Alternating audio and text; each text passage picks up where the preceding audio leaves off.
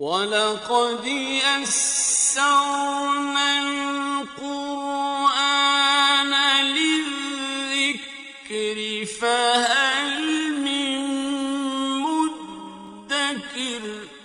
اور ہم نے قرآن کو سمجھنے کے لیے آسان کر دیا، تو کوئی ہے جو سوچے سمجھے۔ صوت القرآن، قرآن کی آواز۔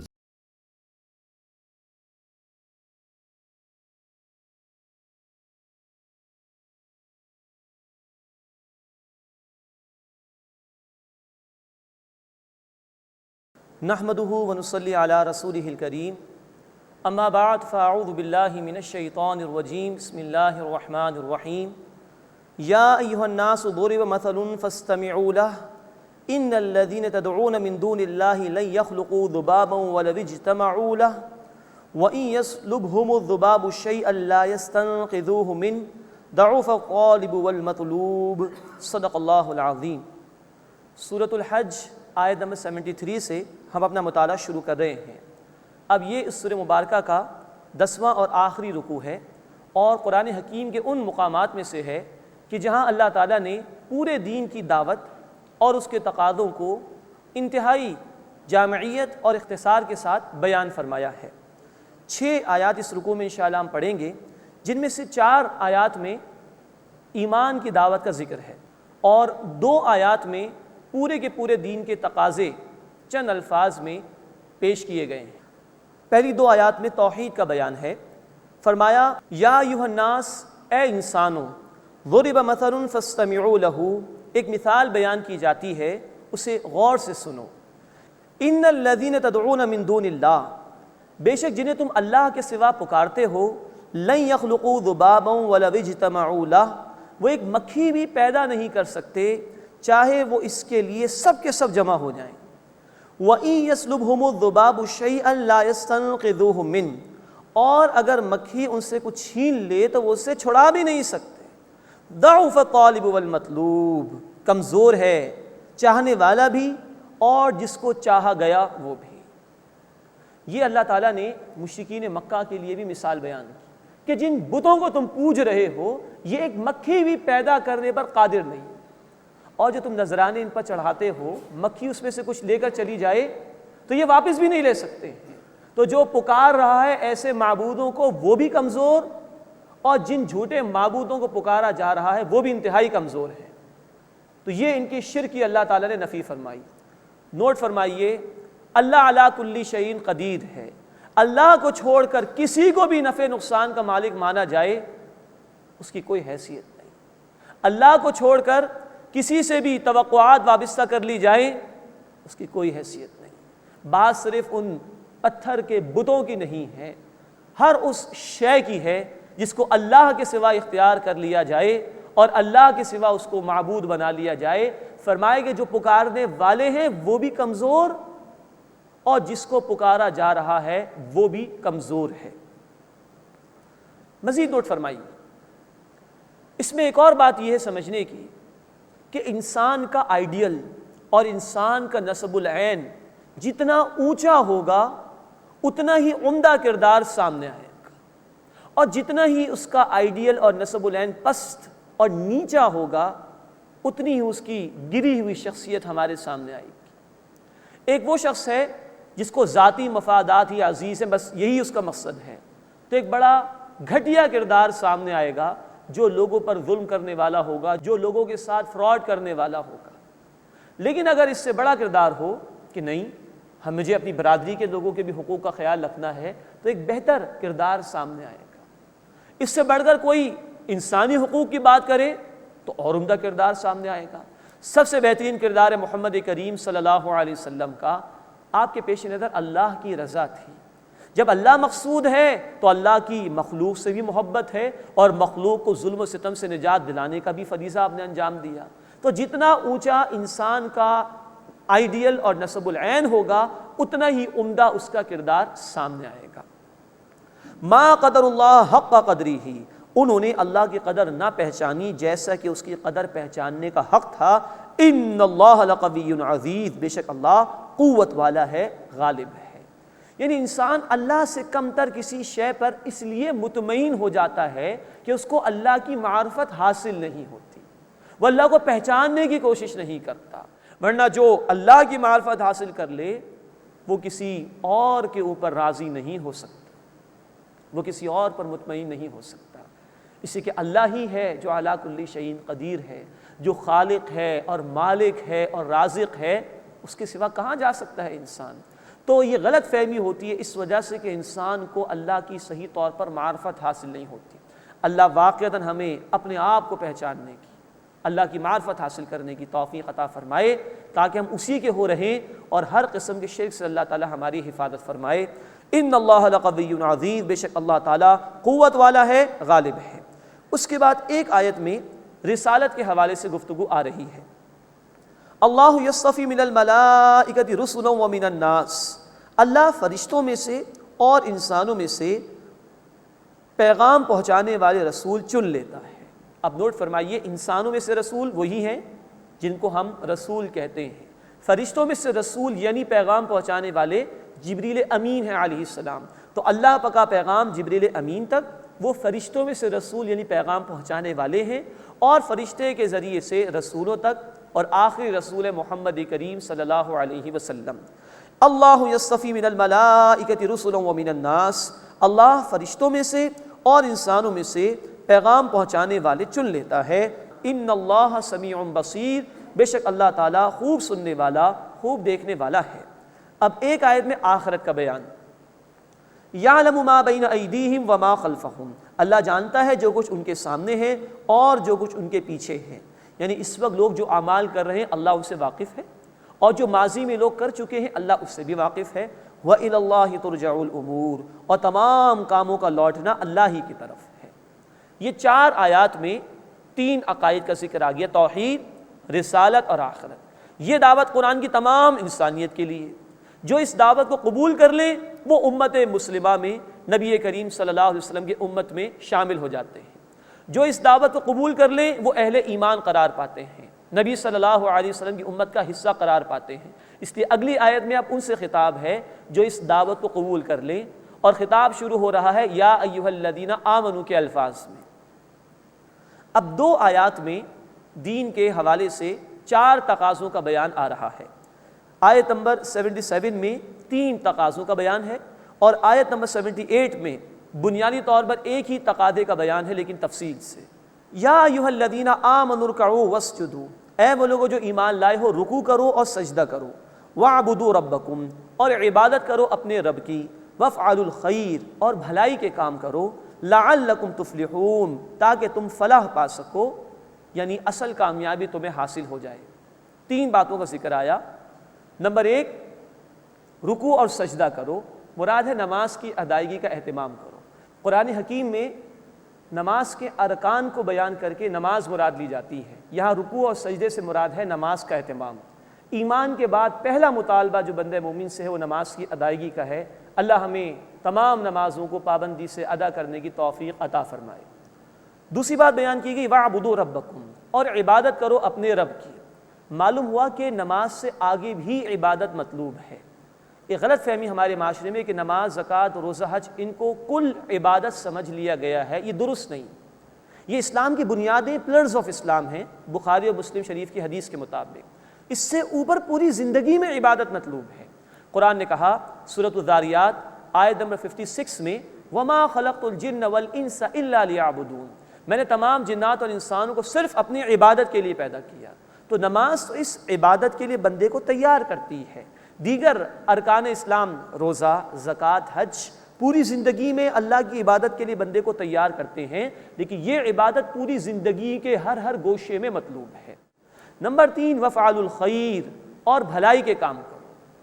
مراد یہ ہے کہ خدمت خلق کا کام کرو۔ جہاں ہمارا دین حقوق اللہ ادا کرنے کا حکم دیتا ہے، وہیں حقوق العباد کی ادائیگی کا حکم بھی دیتا ہے۔ اللہ کے رسول صلی اللہ علیہ وسلم نے فرمایا، بخاری شریف کی حدیث ہے، جو بندہ اپنے بھائی کی ضرورت میں لگا رہتا ہے کہ اس کو پورا کرے، اللہ اس کی ضرورت کو پورا کرنے میں لگ جاتا ہے۔ یہ ہے ہمارے دین میں حقوق العباد کی اہمیت۔ لیکن نوٹ فرمائیے، بندوں کی کچھ ضروریات ہیں دنیا کے اعتبار سے، کھانا کھلا دینا، پانی پلا دینا، کسی کی شادی کا اہتمام کر دینا، کسی یتیم کی کفالت کر لینا، یہ بہت بڑی نیکیاں ہیں۔ اس خدمت خلق کا اعلیٰ ترین تصور یہ ہے کہ انسانیت کو اس دنیا میں ظلم سے نجات دلانے کے لیے ایک عادلانہ نظام، جسٹ آرڈر کو قائم کرنے کی جد و جہد کی جائے۔ اور نمبر 2، انسانیت کی سب سے بڑی خدمت یہ ہے کہ ان کو جہنم کی سب سے بڑی تکلیف سے بچانے کی فکر اور کوشش کی جائے۔ یہی محنت تھی رسول اکرم صلی اللہ علیہ وسلم کی 23 برس کی، اور اسی ذمہ داری کو ادا کرنے کا ذکر اگلی آیت میں انشاءاللہ تعالی آئے گا۔ یا ایھا الذین آمنوا ارکعوا واسجدوا، اے وہ لوگو جو ایمان لائے ہو تم رکوع کرو اور سجدہ کرو، واعبدوا ربکم، اور عبادت کرو اپنے رب کی، وافعلوا الخیر، اور بھلائی کے کام کرو، خدمت خلق کے کام کرو، لعلکم تفلحون، تاکہ تم فلاح پا سکو، اصل کامیابی تمہیں حاصل ہو جائے۔ وجاہدوا فی اللہ حق جہادہ، اب چوتھے تقاضے کے حوالے سے گفتگو آ رہی ہے اس مقام پر، اور جہاد کرو اللہ کے راستے میں جیسا کہ جہاد کرنے کا حق ہے۔ اب آگے بتایا گیا ہے کہ اس جہاد کا مقصد کیا ہے۔ ہوا اجتباکم، اس اللہ نے تمہیں چن لیا، منتخب فرما لیا، وما جعل علیکم فی الدین من حرج، اور تم پر دین کے بارے میں کوئی تنگی نہیں رکھی، یہ دین بڑا آسان ہے۔ اللہ تعالیٰ نے خود فرمایا سورۃ البقرہ آیت 187 میں، یرید اللہ بکم الیسر ولا یرید بکم العسر، اللہ تمہارے لیے آسانی چاہتا ہے، مشکل فرمانا نہیں چاہتا۔ اور یہاں فرمایا وما جعل علیکم فی الدین من حرج، اور تم پر دین کے بارے میں کوئی تنگی نہیں رکھی، ملت ابیکم ابراہیم، تمہارے والد ابراہیم علیہ السلام کا طریقہ ہے، یعنی یہ امت ملت ابراہیمی پر ہے، ابراہیم علیہ السلام کے طریقے پر ہے۔ ہوا سماکم المسلمین، انہوں نے تمہارا نام مسلم رکھا تھا، من قبل، اس سے پہلے، وفی ھذا، اور اس قرآن میں بھی تمہارا یہی نام ہے۔ نوٹ فرمائیے، ہم ابراہیم علیہ السلام کے طریقے پر ہیں۔ سورہ البقرہ آیت 131 میں ذکر آ چکا، ابراہیم علیہ السلام کا طریقہ یہ تھا کہ جب ان کے رب نے ان سے کہا کہ اسلم، جھک جاؤ، قال اسلمت لرب العالمین، انہوں نے فرمایا کہ میں نے اپنے آپ کو جھکا دیا تمام جہان والوں کے رب کے سامنے۔ یہ ابراہیم علیہ السلام کا طریقہ ہے، اللہ کے ہر حکم کے سامنے اپنے آپ کو سرنڈر کر دینا۔ نمبر 2، نوٹ فرمائیے کہ ابراہیم علیہ السلام نے تمہارا نام مسلم رکھا تھا۔ ہم پڑھ چکے ہیں سورۃ البقرہ آیت نمبر 128 میں ابراہیم علیہ السلام اور اسماعیل علیہ السلام کی دعائیں، ربنا وجعلنا مسلمین لک، اے ہمارے رب ہم دونوں کو اپنا مسلم یعنی فرما بردار بنا، ومن ذریتنا امۃ مسلمۃ لک، اور ہماری اولاد میں سے بھی اپنی ایک فرما بردار امت پیدا فرما۔ تو ہمارے لیے یہ مسلم نام تجویز کیا ابراہیم علیہ السلام نے۔ آج ہم نے کئی نام اختیار کر رکھے ہیں، جہاں تک تو کوئی فقہی آراء کی بات ہے، آراء علمی اعتبار سے رکھنا کوئی حرج کی بات نہیں ہے، لیکن ہمارا اصل تعارف ہے کہ وی آر مسلمس، ہم مسلم ہیں۔ یہی نام قرآن نے ہمیں دیا، اور یہی نام ابراہیم علیہ السلام نے ہمیں دیا ہے۔ لیکون الرسول شہیداً علیکم، تاکہ رسول صلی اللہ علیہ وسلم تم پر گواہ ہو جائیں، وتکونوا شہداء علی الناس، اور تاکہ تم گواہ ہو جاؤ انسانوں پر۔ اب یہ جو جملہ ہے کہ رسول صلی اللہ علیہ وسلم تم پر گواہ ہو جائیں اور تم گواہ ہو جاؤ انسانوں پر، اس کا تعلق ہے اس بات سے جو پہلے آئی کہ وجاہدوا فی اللہ حق جہادہ، اور جہاد کرو اللہ کے راستے میں جیسا کہ جہاد کرنے کا حق ہے۔ اب 2 باتیں نوٹ فرمائیے۔ جہاد کا لفظ بہت مس کوٹ ہوتا ہے، مس یوز ہوتا ہے آج کل کے دور میں۔ جہاد کے معنی سمجھ لیے گئے جنگ کے، یہ بات غلط ہے۔ قرآن حکیم میں جنگ کے لیے قتال کا لفظ آیا ہے۔ سورۃ البقرہ آیت 193، سورۃ البقرہ آیت نمبر 216، سورۃ الانفال آیت نمبر 39، ان تمام مقامات پر قتال کا لفظ جنگ کے لیے آیا ہے۔ جہاد کا لفظ عام ہے، قتال کا لفظ خاص ہے۔ قتال کے معنی جنگ کے ہیں، جو کہ جہاد کے ایک مکمل پروسیس کا انتہائی مقام ہے۔ جہاد کے لغوی معنی کوشش کرنے کے، اسٹرگل کرنے کے، مشارکہ، ایک شخص بھی شرکت کر رہا ہے، دوسرا شخص بھی شرکت کر رہا ہے، یہ پارٹنرشپ ہوگی، مشارکہ۔ مکالمہ، ایک شخص ایک بات کہہ رہا ہے، دوسرا شخص دوسری بات کہہ رہا ہے، یہ ڈائلاگ ہے، مکالمہ۔ مجاہدہ، ایک شخص ایک کوشش کرے، دوسرا شخص دوسری کوشش کرے، یہ کوششوں کا ٹکراؤ، دس از کالڈ مجاہدہ۔ اس سے جہاد کا لفظ۔ ڈوئل ایکشن، ڈوئل اسٹرگل جسے کہا جاتا ہے، کوشش کرنا۔ جہاد کا آغاز ہوتا ہے نفس کے خلاف کوشش۔ نفس چاہتا ہے کہ انسان نافرمانی کرے، ہمیں کوشش کرنی ہے کہ ہم اللہ کی فرما برداری کریں۔ یہ ٹکراؤ شروع ہو گیا، یہ کوشش جہاد ہے۔ پھر یہ جہاد شیطان کے خلاف بھی ہے کہ ہم اس کے وار سے بچیں۔ یہ جہاد برے معاشرے کے خلاف بھی ہے کہ ہم اس کے برے اثر سے بچنے کے لیے کوشش کریں۔ تو نوٹ فرمائیے، اس جہاد کے لیولز ہیں۔ پہلا لیول ہے کوشش کرنے کا ذاتی زندگی میں اللہ کی عبادت کے لیے، اس میں نفس کے خلاف جہاد ہے، شیطان کے خلاف جہاد ہے، اور برے معاشرے کے خلاف جہاد ہے۔ یہ پہلا لیول ہے جہاد کا۔ مزید نوٹ فرمائیے، اللہ کے رسول صلی اللہ علیہ وسلم نے واضح فرمایا بخاری اور مسلم شریف کی حدیث میں کہ وہ کوشش، وہ جہاد جس کا مقصد اللہ کے کلمے کو بلند کرنا ہو، وہ جہاد فی سبیل اللہ ہوگا۔ تو سامنے منزل ہونی چاہیے کہ اللہ کا دین بلند کرنا ہے۔ آغاز ہوگا اپنی ذات سے، ٹارگٹ ہے کہ اللہ کے دین کو غالب کرنا ہے، تو یہ ساری کوشش جہاد فی سبیل اللہ ہوگی۔ جہاد فی سبیل اللہ کا دوسرا لیول، یہ جو شہادت کا فریضہ ادا کرنا ہے تاکہ رسول صلی اللہ علیہ وسلم تم پر گواہ ہو جائیں اور تم انسانوں پر گواہ ہو جاؤ۔ دوسرا لیول ہے انسانوں تک اللہ کا پیغام پہنچانا ہے، دعوت دینی ہے، محنت کرنی ہے۔ اس کے لیے اسٹرگل کی ضرورت ہے، اس کے لیے جہاد کی ضرورت ہے، اس کے لیے محنت کی ضرورت ہے۔ یہاں زبان بھی استعمال کی جائے گی، یہاں جسم بھی استعمال کیا جائے گا، یہاں مال بھی استعمال کیا جائے گا، دیگر ریسورسز بھی استعمال کی جائیں گی۔ دوسرا لیول ہے دین کی دعوت کے لیے جہاد اور کوشش اور محنت۔ تیسرا لیول، یہ جو گواہی انسانیت پر پیش کرنی ہے، یہ صرف زبان سے نہیں ہوگی، یہ صرف قول سے نہیں ہوگی، بلکہ عمل سے بھی ہوگی۔ یعنی اللہ کے اس دین کو غالب کرنے کی جد و جہد کرنی ہے، بالفعل اس کو اسٹیبلش کر کے دکھانا ہے۔ یہ ہے جہاد فی سبیل اللہ کا تیسرا لیول۔ اس لیول پر کوششوں کا ٹکراؤ جنگ تک جا سکتا ہے کہ جب اہل ایمان اور اہل کفر ایک دوسرے کے سامنے مقابلے پر آ جائیں اور یہ کوششیں ٹکرائیں تو یہ جنگ کی صورت ہو جائے گی۔ یہ کلائمیکس ہو گیا، یہ نقطہ عروج ہو گیا جہاد فی سبیل اللہ کے مکمل پروسیس کا۔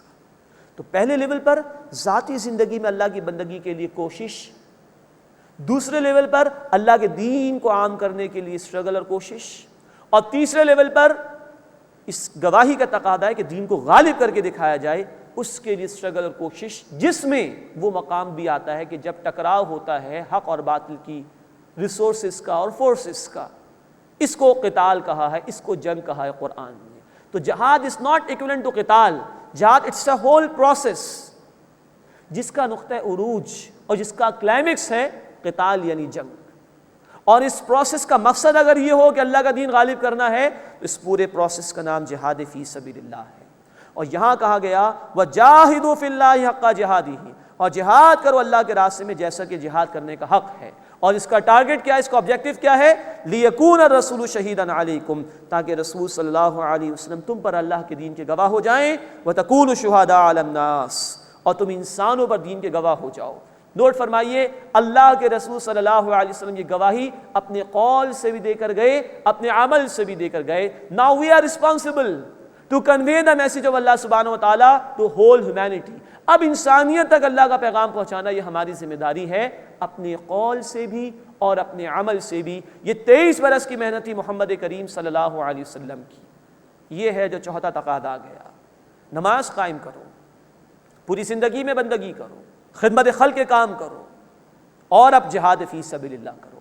خدمت خلق کی بھی انتہا دنیا میں ظلم کے خاتمے کے لیے دین کو غالب کرنا، اور انسانیت کو جہنم سے بچانے کے لیے ان کی آخرت کی فکر و کوشش کرنا۔ چوتھا کام یہ آ گیا کہ انسانیت پر دین کی گواہی پیش کرنی ہے، اور اس کے لیے مستقل محنت، جہاد فی سبیل اللہ۔ اللہ ہمیں اس کی توفیق عطا فرمائے۔ فاقیموا الصلاۃ، بس نماز قائم کرو، وآتوا الزکاۃ، اور زکوٰۃ ادا کرو، واعتصموا باللہ، اور اللہ کو مضبوطی سے تھامو۔ اب یہ ایک بہت بڑا پروسیس ہے، بہت بڑا پروجیکٹ ہے جو امت مسلمہ کو دیا گیا۔ ایک دم سے تو یہ کام نہیں ہوگا۔ اس کا اسٹارٹنگ پوائنٹ کیا ہے؟ نماز اور زکوٰۃ، یعنی پلرز آف اسلام۔ نوٹ فرمائیے، جب نماز کے 1 یا 2 ارکان کا بیان کر کے رکوع، سجود، قیام نماز مراد لی جاتی ہے تو ارکان اسلام نماز، زکوٰۃ، روزہ، حج، ان میں سے ایک یا دو کو بیان کر کے ارکان اسلام مراد لیے جاتے ہیں۔ یہ پلرز آف اسلام ہیں، اس پر عمارت کھڑی ہوگی تمہاری۔ دس از اے اسٹارٹنگ پوائنٹ۔ فاقیموا الصلاۃ، بس نماز قائم کرو، وآتوا الزکاۃ، اور زکوٰۃ ادا کرو، واعتصموا باللہ، اور اللہ کو مضبوطی سے تھامو۔ اللہ کو مضبوطی سے تھامنے سے مراد ہے اللہ کی رسی کو تھامنا۔ سورہ آل عمران آیت نمبر 103، وَاعْتَصِمُوا بِحَبْلِ اللَّهِ، اللہ کی رسی کو مضبوطی سے تھام لو۔ اور اللہ کی رسی سے مراد ہے جامع ترمذی کی حدیث قرآن حکیم۔ یہ قرآن وہ ایمان دے گا جب بندے محنت کریں گے اللہ کے دین کی خاطر۔ یہ قرآن وہ موٹیویشن دے گا جب بندے اللہ کے دین میں آگے بڑھیں گے۔ اس قرآن کو تھامو، ارکان اسلام کو ادا کرو۔ یہ انیشیل پوائنٹ ہے، یہ سٹارٹنگ پوائنٹ ہے۔ ہوا مولاکم، وہ تمہارا کارساز ہے۔ فنعم المولا ونعم النصیر، کیا ہی عمدہ کارساز اور حمایتی ہے، اور کیا ہی اچھا وہ مددگار ہے۔ آگے تو بڑھو، اس کا دین ہے، اس سے مانگو، قرآن کو تھامو، نماز و زکوٰۃ سے آغاز کرو، اللہ تمہیں تھامے گا۔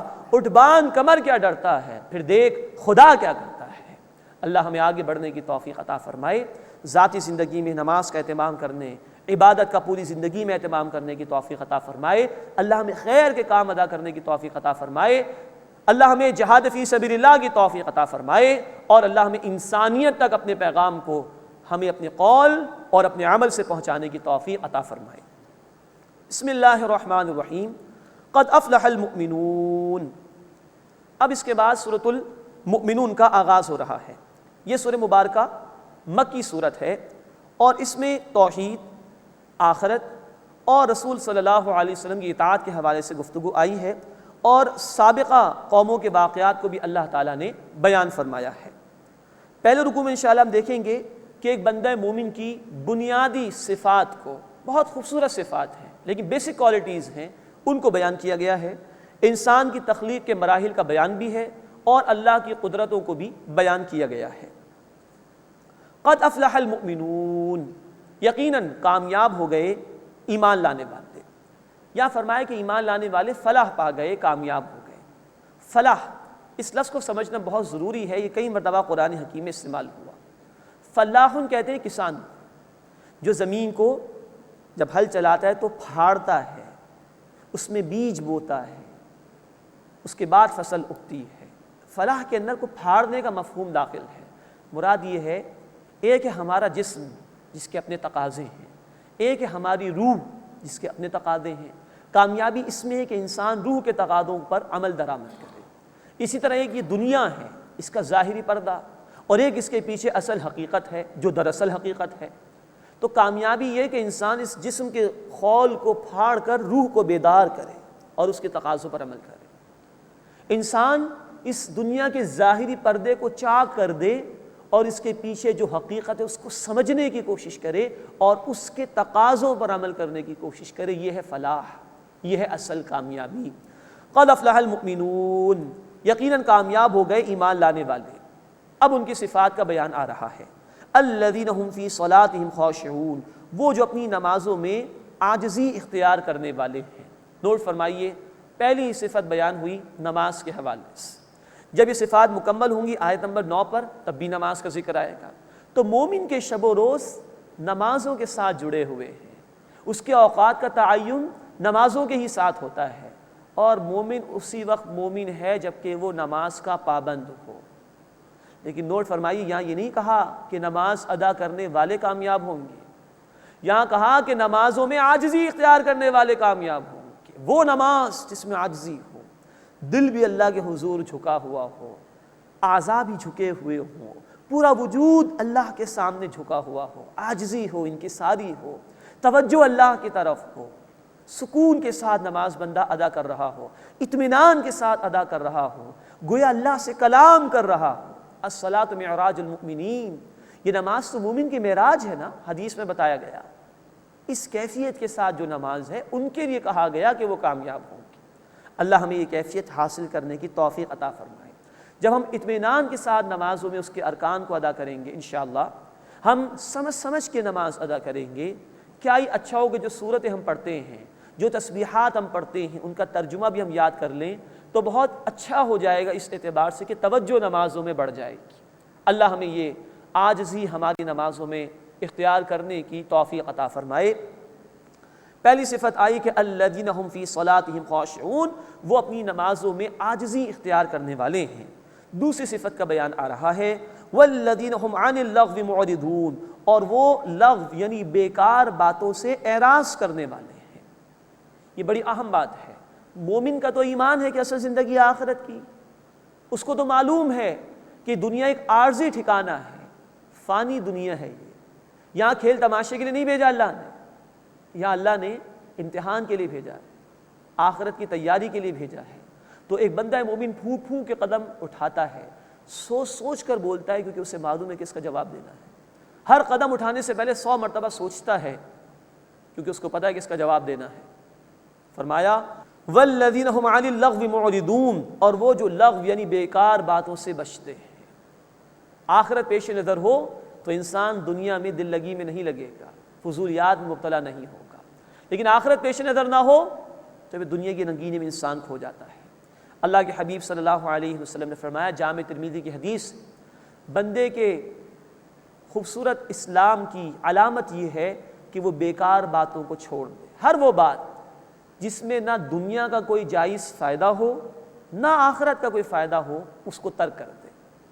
تیسری صفت آ رہی ہے والذین هم للزکاۃ فاعلون، اور وہ جو تزکیے کا عمل کرنے والے ہیں۔ ایک مراد یہ لی گئی ہے کہ زکوٰۃ کی ادائیگی، لیکن زیادہ مفسرین کی رائے یہ ہے کہ تزکیے کا عمل کرنے والے ہیں۔ زکوٰۃ کے لغوی معنی پاکیزگی کے ہیں۔ مراد یہ ہے کسی شے کی ترقی میں جو رکاوٹ بنتی ہو کوئی شے، اس شے کو ہٹا دینا تاکہ جس شے کو ہم ترقی دینا چاہ رہے ہیں وہ شے ترقی کرتی چلی جائے۔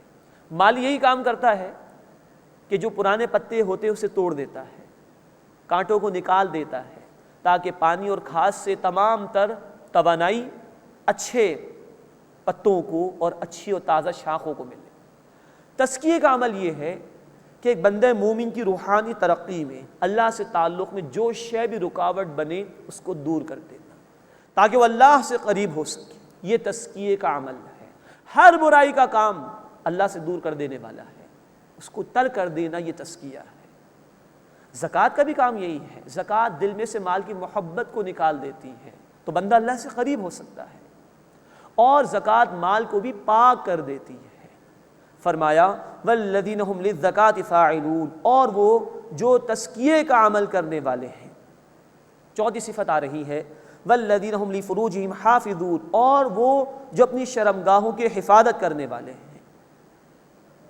بس اوقات انسان محسوس کرتا ہے کہ یہ تو اہل ایمان کی صفات کا بیان ہو رہا ہے، تو شرمگاہوں کا بیان، اس کی حفاظت کا بیان کیسے آ گیا؟ یہ دو اعتبارات سے۔ نمبر ایک، ستر کا اہتمام کرنا، یعنی جسم کا وہ حصہ جو ہر حال میں ڈھانکنا فرض ہے۔ مردوں کے لیے ناف سے لے کے گھٹنوں تک کا حصہ ڈھانکنا ہر حال میں فرض ہے، اور عورتوں کے لیے محرم مردوں کے سامنے وہ چہرہ کھلا رکھ سکتی ہیں، یہ ہاتھ کھول سکتی ہیں اور پیروں کے پنجے کھول سکتی ہیں، باقی جسم کو ڈھانکنا ہوگا، یہ ستر کہلاتا ہے۔ ہاں، ایک عورت جب غیر محرم مردوں کے سامنے جائے تو پورے جسم پر کوئی بڑی چادر یا کوٹ وغیرہ ہو، چہرہ بھی چھپانا ہوگا، اس کو حجاب کہا جاتا ہے۔ یہ تفصیل انشاءاللہ تعالیٰ آئے گی سورۃ الاحزاب۔ یا فرمایا کہ والذین هم لفروجہم حافظون، اور وہ جو اپنی شرمگاہوں کی حفاظت کرنے والے ہیں۔ تو ایک ہے ستر کا اہتمام، جسم کے پوشیدہ حصوں کو پوشیدہ ہی رکھنے کی کوشش کرنا۔ ایک ہے جنسی جذبے کو کنٹرول میں رکھنا، سیکس ڈسپلن کی بات ہو رہی۔ اس کے متعلق فرمایا الا علی ازواجہم او ما ملکت ایمانہم فانہم غیر ملومین، سوائے ان کی بیویاں یا وہ جو ان کی کنیزیں ہیں، بے شک ان پر کوئی ملامت نہیں۔ یعنی نکاح کا جائز بندھن دیا گیا ہے جنسی جذبے کی تکمیل کے لیے۔ دنیا کے بعض مذاہب میں اس جذبے کی تکمیل کو بہت گھٹیا سمجھا گیا، جیسے کہ عیسائیت۔ وہاں کوئی شادی شدہ ہے تو اگر پادری بن رہا ہے تو اس کو اپنی بیوی کو چھوڑنا ہوگا، اور اگر غیر شادی شدہ ہے اور پادری بن چکا تو شادی نہیں کر سکتا، معیوب سمجھا جاتا ہے۔ جبکہ ہمارے دین میں شرم و حیا کا معاملہ یہ ہے کہ اللہ کے حبیب صلی اللہ علیہ وسلم نے فرمایا جامع ترمذی کی حدیث میں کہ حیا اور ایمان ساتھ ساتھ ہیں، ایک چلا جائے تو دوسرا بھی چلا جاتا ہے۔ تو اس حیا کی حفاظت کے لیے نکاح کا بندھن ہمیں عطا کیا گیا ہے۔ اللہ کو ہماری شرم و حیا بہت محبوب ہے، اس کا بہت خیال ہے، تو جائز راستہ نکاح ہی کا ہمارے پاس ہے جس کے ذریعے سے جنسی جذبے کی تکمیل ہوتی ہے۔ اور اگر یہ جذبہ آزاد چھوڑ دیا جائے تو پورا معاشرہ برباد ہو جاتا ہے، گھریلو نظام برباد ہو جاتا ہے، شوہر اور بیوی کا اعتماد ختم ہو جاتا ہے، اولاد کی طرف توجہ نہیں رہتی ہے، معاشرے کو ذمہ دار افراد نہیں مل پاتے جو کہ معاشرے کے لیے ضروری ہوتے ہیں۔ اس لیے بنیادی صفات میں شرم و حیا کی حفاظت کو قرآن نے ذکر کیا۔ یہاں ایک بات نوٹ فرمائیے کہ کنیزوں کا ذکر آیا ہے، او ما ملکت ایمانہم فانہم غیر ملومین، یہ جو ان کی کنیزیں ہیں اس بارے میں ان پر کوئی ملامت نہیں ہے۔ یہ ایک عارضی مسئلہ ہے، سر دست نکاح کا بندھن ہی جائز راستہ ہے اہل ایمان کے لیے۔ یہ غلاموں اور کنیزوں کا مسئلہ جو ہے یہ ایک عارضی مسئلہ ہے، اس کو نوٹ فرمائیے۔ جنگی حالات ہو گئے تو ہنگامی صورتحال ہوتی ہے، اس میں اس مسئلے کو ٹیکل کرنے کے لیے شریعت نے کچھ تعلیمات دی اور بڑی خوبصورت تعلیمات ہیں، اس کو نوٹ فرمائیے۔ جنگی قیدیوں کی کوئی نہ کوئی حیثیت متعین کرنی ہوتی ہے، اس لیے یہ کنیز اور غلاموں کے حوالے سے احکامات دیے گئے، ورنہ کسی آزاد مرد یا عورت کی خرید و فروخت حرام ہے ہمارے دین۔ مزید نوٹ فرمائیے کہ جو میدان جنگ میں ہاتھ آئیں انہی کے لیے غلام یا کنیز بنائے جانے کا آپشن ہے، یہ نہیں کہ پوری آبادی کو غلام اور کنیز بنا لیا جائے، قطعاً نہیں۔ پھر جو ہاتھ آئے ہیں سورہ محمد صلی اللہ علیہ وسلم اس کی آیت نمبر 4 ہے کہ احسان کر کے چھوڑ سکتے ہیں، فدیہ لے کر چھوڑ سکتے ہیں۔ اس کے بعد ہے کہ اسلامی حکومت کی اتھارٹی کے تحت جو بھی ذمہ دار افراد ہیں ان کی اتھارٹی کے تحت ان کو قتال کرنے والوں میں ڈسٹریبیوٹ کیا جائے گا۔ لیکن نوٹ فرمائیے کہ جن کے پاس غلام اور کنیز ہوں ان کو احکامات بھی دیے گئے، جو خود کھاؤ انہیں کھلاؤ، یہ ملازم کے لیے نہیں ہے، کنیز کے لیے، غلام کے لیے۔ جو خود پہنو انہیں پہناؤ۔ اللہ کے رسول صلی اللہ علیہ وسلم دنیا سے تشریف لے جا رہے تھے، آخری 2 وصیتیں، الصلاۃ وما ملکت ایمانکم، نماز اور جو تمہارے زیر تحت یعنی غلام اور کنیز، اتنی تاکید کی گئی ہے۔ مزید نوٹ فرمائیے کہ اسلام نے جو اجازت دی ہے کنیزوں کے حوالے سے، تو جو مالک ہیں وہ کنیزوں سے چاہیں تو تعلق قائم کر سکتے ہیں بغیر نکاح کے، لیکن اگر مالک کی اجازت سے ایک کنیز کہیں اور نکاح کر لے، وہاں اس کو نکاح کرنا ہوگا، تو اب یہ مالک اس کنیز سے تعلق قائم نہیں کر سکتا۔ کسی مالک کے ہاں جو کنیز تھی اس سے اولاد ہو گئی، اب وہ اولاد دوسری جو اس کی آزاد عورت سے نکاح ہوا اور اس سے اولاد اس کے برابر ہے، اب اس کنیز کو کہیں نہیں ڈال سکتا، یہ کہیں فروغ بھی نہیں کر سکتا۔ یہ تعلیمات ہیں۔ مزید نوٹ کیجئے کہ شریعت نے یہ عارضی طور پر احکامات دیے تھے، یہ مسئلہ پیش آ گیا، اتنے سارے لوگ آگے کیا کریں، تو ان کو سوسائٹی میں اکوموڈیٹ کیا گیا ہے اور ان کی ضروریات کی کفالت کا حکم دیا گیا ہے۔ یہ زیادہ بہتر ہے اس سے کہ بہت سارے قیدی آئیں، ان کو جیلوں میں رکھا جائے، ان کو کھانا بھی دیا جائے اور لباس بھی دیا جائے اور ان کی حفاظت بھی کی جائے، اس کے مقابلے میں بہتر ہے کہ ان کو سوسائٹی میں اکوموڈیٹ کیا جائے۔ پھر ہر کنیز کو ایک ایک مرد کی سپورٹ مل جائے گی، یہ اس سے بہتر ہے کہ یہ عورتیں آزاد گھومیں مارکیٹ میں اور بدکاری کا دور دورہ ہو جائے معاشرے میں۔ جیسے رشیا برباد ہوا تھا تو سینٹرل ایشیا کی اسٹیٹ سے ہمارے ملک میں، پاکستان میں، دیگر علاقوں میں عورتیں گئیں اور جو بدکاری عام ہوئی ہے اس کا ہم اندازہ نہیں کر سکتے۔ یہ اس سے بہتر ہے کہ ایک ایک کنیز کو، ایک ایک عورت کو سپورٹ مل جائے ایک مرد کی۔ مزید نوٹ فرمائیے کہ اسلام نے حالات جنگ میں پیدا ہو جانے والے ان حالات کو ٹیکل کرنے کے لیے عارضی حل دیا ہے اور غلاموں کو آزاد کرنے پر ثواب بیان کیا۔ کئی گناہ جو ہو جاتے ہیں اس کے کفارات میں غلام کو آزاد کرنے کا کفارہ بھی ہے۔ یہی وجہ ہے کہ رفتہ رفتہ اس دور میں ہی غلامی ختم ہو گئی، خلفائے راشدین کے دور میں۔ اسلام نے اس عارضی مسئلے کو ٹیکل کرنے کے لیے تعلیمات دی ہیں، نہ کہ اس کو پروموٹ کیا ہے۔ اگر معاذ اللہ پروموٹ کیا ہوتا تو آج مسلم دنیا میں کہیں غلام اور کنیز ہوتے، کہیں نہیں۔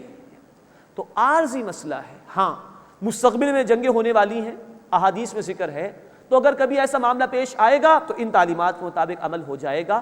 ادروائز ایک ہی راستہ ہے نکاح کا جائز بندھن، جس کے ذریعے سے ایک مرد ایک عورت سے تعلق قائم کر کے جائز طریقے پر وہ اپنی خواہشات نفسانی کی تکمیل کر سکتے ہیں۔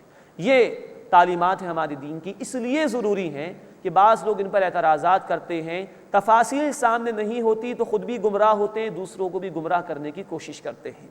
تو یہ چوتھی صفت کا ذکر آیا، والذین هم لفروجہم حافظون، اور وہ جو اپنی شرمگاہوں کی حفاظت کرنے والے ہیں، الا علی ازواجہم او ما ملکت ایمانہم، مگر ان کی بیویاں یا وہ جو ان کی کنیزیں ہیں، فانہم غیر ملومین، بے شک ان پر اس بارے میں کوئی ملامت نہیں، فمن ابتغى وراء ذلک، بس جو اس کے علاوہ کوئی راستہ چاہے گا، فاولئک هم العادون، تو وہ لوگ حد سے بڑھنے والے ہیں، اس کے علاوہ کوئی اور راستہ حرام ہے ہمارے دین کے اندر۔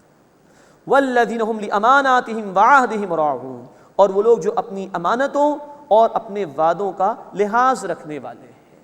اب یہ پانچویں اور چھٹی صفت آ رہی ہے، اور بہت بنیادی صفات ہیں ایک بندہ مومن کے لیے۔ فرمایا کہ وہ اپنے وعدوں کو پورا کرتے ہیں اور اپنی امانتوں کا لحاظ رکھتے ہیں۔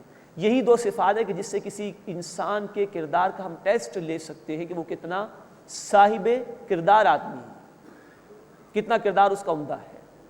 انہی حالات میں کہ جب کوئی معاہدہ ہوتا ہے، جب کوئی امانت کا معاملہ آتا ہے، تو پتہ چل جاتا ہے کہ انسان کتنا صاحب کردار اور کتنا صاحب ایمان ہے۔ نوٹ فرمائیے کہ امانت بڑا وسیع مفہوم ہے، چند روپوں کے رکھوائے جانے سے لے کر کوئی منصب کسی کے پاس، کوئی ذمہ داری کسی کے پاس، کسی کی رعایا ہے، کسی کی اولاد ہے، یہ سب کچھ امانت میں داخل ہے۔ اور اللہ کے حبیب صلی اللہ علیہ وسلم نے فرمایا، لا ایمان لمن لا امانت لہ، اس شخص کا کوئی ایمان نہیں جس میں امانت کی پاسداری نہیں۔ آپ غور فرمائیے کہ ہمارا دین کیا کہہ رہا ہے، ایمان کی نفی، جو اپنی امانت کو پورا نہیں کرتے۔ یہ برائی کتنی عام ہے آج ہمارے معاشرے، یہ بنیادی صفات ہے بندہ مومن کی، اس کے بغیر اس کی کردار کی تعمیر ہی شروع نہیں ہو سکتی ہے۔ اور فرمایا کہ وعہدہم راعون، اور وہ اپنے وعدوں کو پورا کرنے والے ہیں، اس کی رعایت رکھنے والے ہیں۔ وعدہ اللہ سے بھی ہوتا ہے اس کی اطاعت کا، وعدے بندوں سے بھی ہوتے ہیں، کچھ ان رائٹنگ ہوتے ہیں بزنس ایگریمنٹس جیسا کہ، کچھ امپلائیڈ ہیں، ماں باپ اولاد کی پرورش کریں گے، بتانے کی ضرورت نہیں، یہ امپلائیڈ ایگریمنٹ ہے۔ پڑوسی کا لحاظ رکھے گا، تو یہ بندوں سے بھی معاہدات ہیں۔ کچھ اپنے آپ سے بھی ہوتے ہیں کہ اللہ آئندہ یہ نافرمانی کا کام نہیں کروں گا، اللہ آئندہ یہ نیکی کا کام انشاءاللہ کروں گا۔ تو یہ سارے وعدے، بندہ مومن کی صفت یہ ہے کہ وہ ان وعدوں کو پورا کرتا ہے۔ بیہقی شریف میں حدیث اللہ کے رسول صلی اللہ علیہ وسلم نے فرمایا، لا دین لمن لا عہد لہ، اس شخص کا کوئی دین نہیں جو وعدے کو پورا نہیں کرتا۔ یہ ہے بنیادی صفات، والذین هم لاماناتہم وعہدہم راعون، اور وہ جو اپنی امانتوں اور اپنے وعدوں کی رعایت رکھتے ہیں، والذین هم علی صلواتہم یحافظون، اور وہ اپنی نمازوں کی حفاظت کرنے والے ہیں۔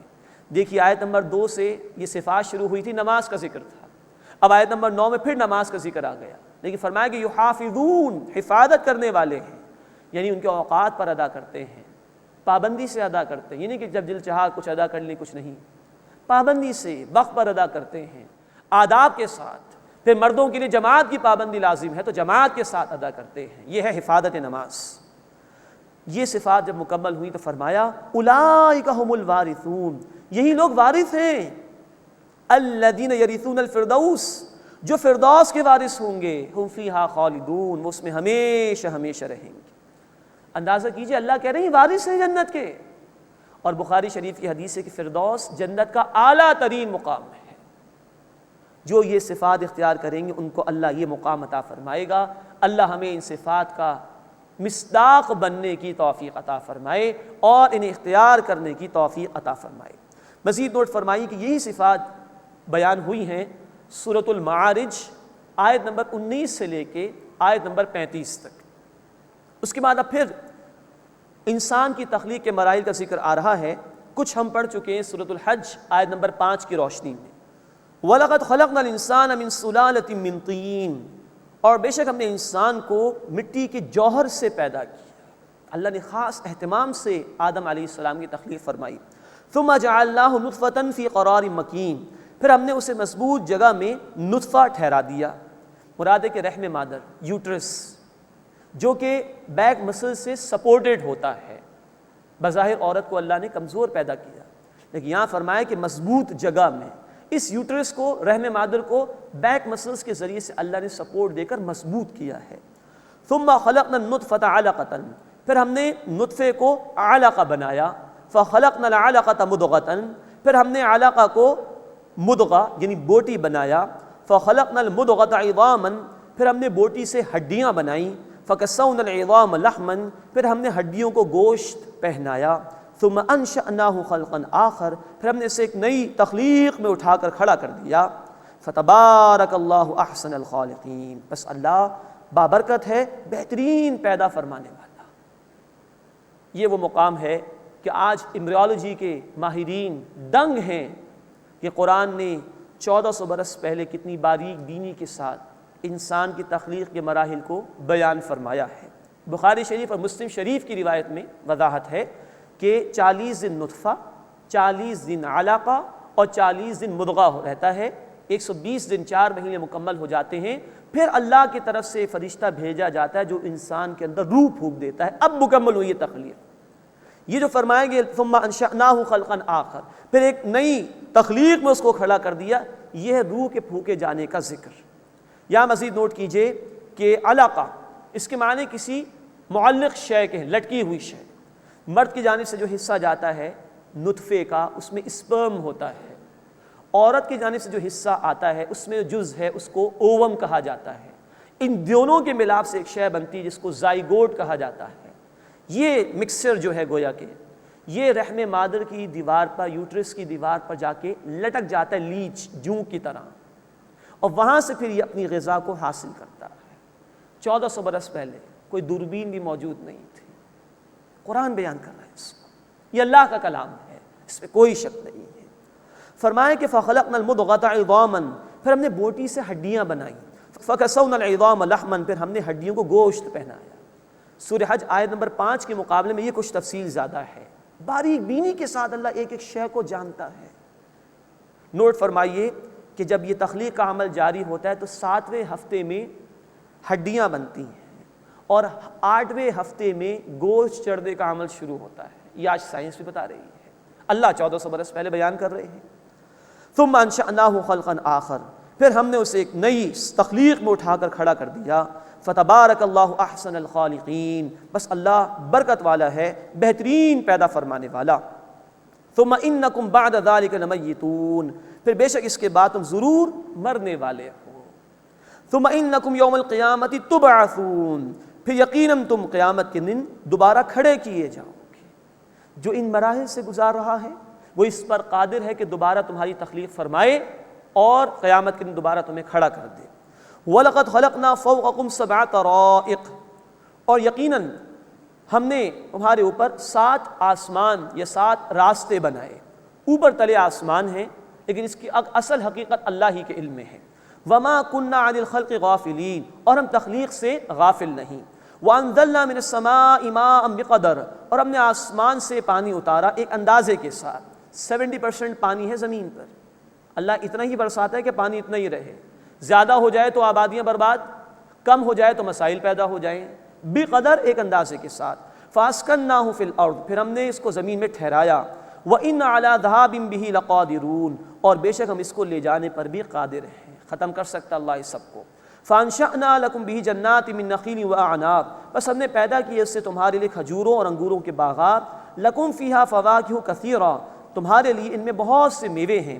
وَمِنْهَا تَأْكُلُونَ، اور اس سے تم کھاتے بھی ہو۔ وَشَجَرَةً تَخْرُجُ مِن طُورِ سِينَاءَ، اور زیتون کا درخت جو سینا کے پہاڑ سے نکلتا ہے۔ تنبت بالدہن والصبغ للآکلین، وہ اگتا ہے روغن اور سالن لیے ہوئے کھانے والوں کے لیے۔ زیتون کا پھل کھانے کے طور پر استعمال کرتے ہیں اور اس کے تیل کو پینے کے طور پر، دوائی کے طور پر بھی استعمال کیا جاتا ہے۔ وَإِنَّ لَكُمْ فِي الْأَنْعَامِ لَعِبْرَةً، اور بے شک تمہارے لیے چوپایوں میں سبق آموزی ہے۔ سورہ نحل آیت 66 میں ہم پڑھ چکے، ایک ایک دودھ دینے والا جانور اللہ تعالیٰ کی تخلیق کا ایک مظہر ہے، ایک پوری انڈسٹری ہے۔ فرمایا یہاں پر بھی نسقیکم مما فی بطونہا، ہم پلاتے ہیں تمہیں جو ان کے پیٹوں میں ہے۔ ولکم فیہا منافع کثیرہ، اور تمہارے لیے ان میں اور بہت سے فائدے ہیں۔ ومنہا تأکلون، اور ان میں سے تم کھاتے بھی ہو۔ مراد ہے کہ ان کے پیٹ میں سے خون ایک طرف، ان کے فضلات ایک طرف، اس کے درمیان سے صاف شفاف دودھ اللہ تمہیں پلاتا ہے۔ سواری کے لیے بھی استعمال کرتے ہو اور ان کا گوشت بھی تم استعمال کرتے ہو۔ یہ ہیں اللہ کی قدرتیں۔ وَعَلَيْهَا وَعَلَى الْفُلْكِ تُحْمَلُونَ، اور ان پر بھی اور کشتیوں پر بھی تم سوار ہوتے ہو۔ یہ سب اللہ کی نعمتیں ہیں۔